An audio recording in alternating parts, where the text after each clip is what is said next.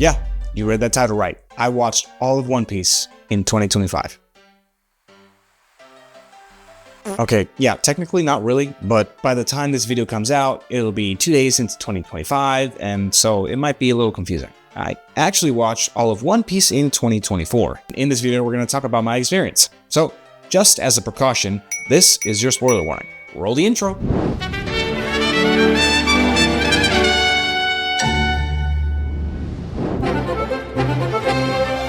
I've been collecting pop figures for about a decade now, and they're a big part of my life. From superheroes to video game characters, I have a pop figure for just about everything. I even have a pop figure of myself. Each figure has its own little story behind it. Now this might seem a little unrelated, but trust me, this is going to make sense later. For those who don't know, One Piece is a Japanese anime that follows the adventures of Monkey D. Luffy, a boy whose body gained properties of rubber after unintentionally eating a devil fruit. With his crew, named the Straw Hat Pirates, Luffy explores the Grand Line in search of the world's ultimate treasure known as the One Piece. The show originally started airing in 1999 and gained popularity in America during Cartoon Network's classic Toonami late-night segments. The show became a staple among other anime like Naruto, Bleach, and Dragon Ball Z. And although all these shows would eventually stop airing, One Piece would just keep going. Not only that, but the show would constantly be putting out quality storylines with large payoffs and every little detail being taken into account. To this day, One Piece has aired a total of 1,122 episodes, which is way too many episodes for any potential newcomer. Even for me, before ever watching One Piece, I had never experienced the show fully from start to finish. I remember catching random episodes on Toonami as a kid and then forgetting about it. And then there was a time a few years back when I had a friend in the barracks that I would watch some episodes with. I remember enjoying it back then, but I also had jumped straight into an arc with Luffy versus Doflamingo. No context, no backstory, no nothing. It felt like I was being dropped into the middle of some epic war zone, and I kept asking my friend, who's that? What are they doing? Why are they doing that? Why don't they do this again? Which I'm sure was annoying. Because of all of this, I ended up not continuing to watch the show. And it's not because I thought it was bad or anything. I just thought there is way too much going on here, and if I want to truly appreciate what's happening here, I have to watch from the beginning. However, at that time, the anime was reaching close to 1,000 episodes, and I was not willing to take the time to watch almost 1,000 episodes. To me, it felt like a very overwhelming challenge that I was not willing to overtake. So, I stopped watching it, and I didn't watch it for several years after that.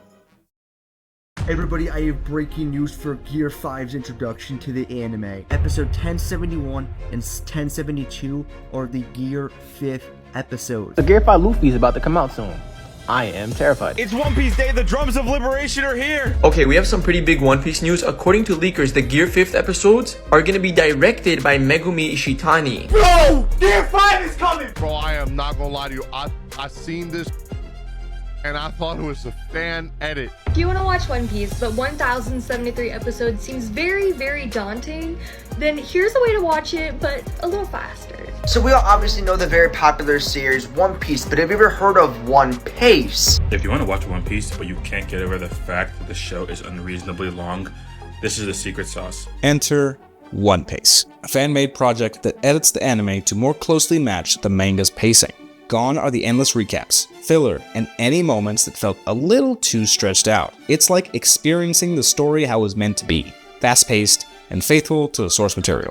Also, this is not to be confused with The One Piece, which is the official reanimated version of One Piece. This version is still currently in production and, as of making this video, does not have a release date. Anyways, watching One Piece isn't just your standard fan edit with just one guy who thinks they know what they're doing. One Piece is a team of dedicated fans who also have professional editing experience. Recently, its scope has expanded to include high-quality subtitles for multiple languages, English dub, animation error fixes, and much more.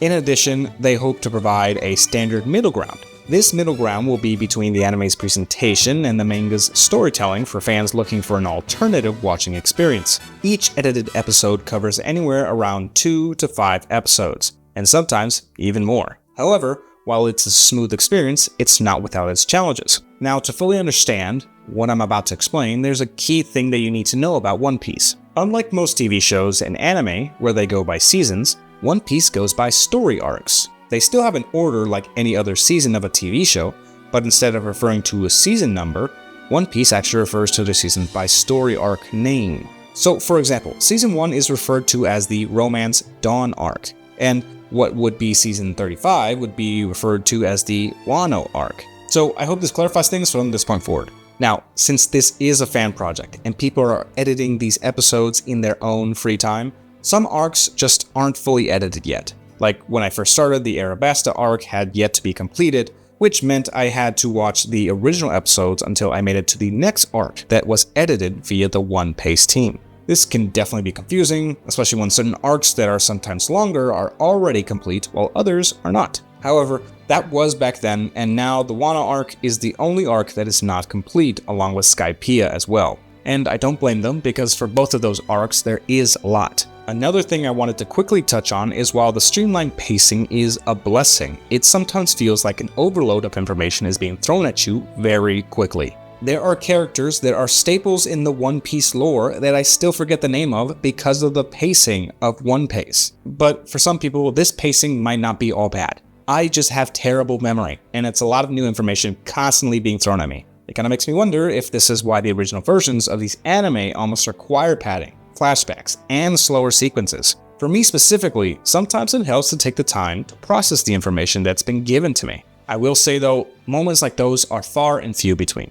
When I first started watching One Piece, my goal was super ambitious. Catch up before Gear 5 premiered. For context, Luffy, the main protagonist of the show, has this power that he's gained from eating the devil fruit, to the point that it has levels. These levels are referred to by Luffy as Gear. Gear 1 is just his base form. Gear 2, he goes faster.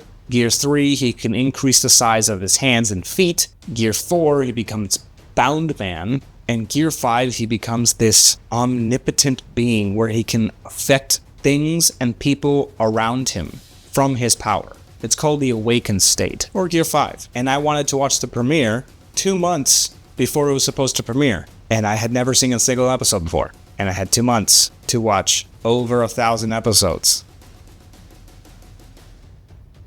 Needless to say, it was a bit unrealistic. Even if I had literally watched One Piece 24/7 for a month straight, I still wouldn't make it. But I did not let that stop me. I started watching the show, and the motivation of achieving this goal pushed me through the first few key arcs, like Romance Dawn or Arlong Park. And lucky for me, it was actually just in time for the live-action adaptation that aired on Netflix. Watching those early arcs actually made the live-action viewing experience so much better. Unfortunately, and obviously, I didn't make it to the premiere of Luffy achieving Gear 5. On top of this, as I previously mentioned, when I got to the Arabasta arc, it wasn't fully edited yet by the One Piece team, which meant I had to switch to the original versions of the episodes, and it slowed my momentum down to a crawl.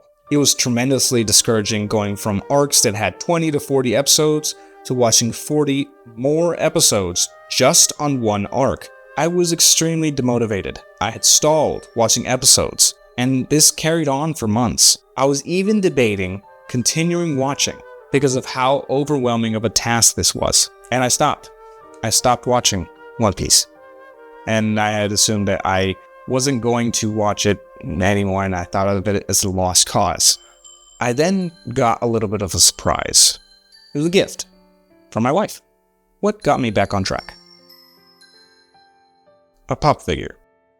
My wife gifted me a Hungry Big Mama pop figure. It was weird at the time because she didn't watch anime, nor does she have the desire to. But since she saw me enjoying One Piece so much and recognized the logo, she thought I might enjoy the pop figure. At the time, I had no idea who this character was. I wasn't even sure if I was close to finding out who she was. And so naturally, I grew curious and I wanted to learn more. At my local gym, I talked to my friend Kinsley. Kinsley and I have talked about pop culture stuff in the past, so I figured he might be interested. I told him that I was watching the show, where I was in the anime, and the gift my wife got me. I also asked him about who the character was, or if I was close to even finding out. And his response was, "Oh, you're way behind." For context, One Piece currently has 36 story arcs, and Arabasta is the 14th arc in One Piece. Kingsley explained to me that Big Mama doesn't really become a prevalent character until the Whole Cake Island arc. In other words, the 33rd arc in the series. Now you might be thinking, that's even more discouraging. And yes, It was. Only a little though. But what's even more crazy is that in this moment, I actually felt more motivated. I wanted to keep watching it again. I realized after missing the premiere of 5th Gear, I didn't really have a goal to aim towards, and I felt a little lost. But now, I had a new goal, find out who Big Mama is. Then, after that, I could still experience Gear 5 for the first time. I mean, sure, I know it exists, and what he looks like, that wasn't easy to hide, but I had never seen the original animation, so maybe that's something to look forward to. I also didn't understand the context behind it. How did he get to that point? Who was he fighting? And what powers does he actually have when he's in that state? I had so many questions, and it just made me more excited to watch the show.